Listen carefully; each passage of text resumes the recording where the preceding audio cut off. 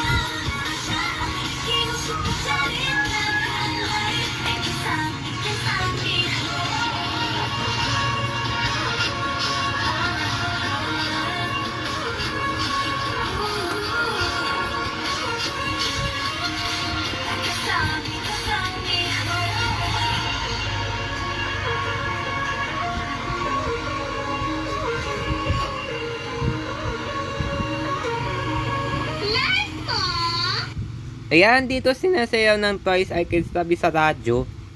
Catch natin record.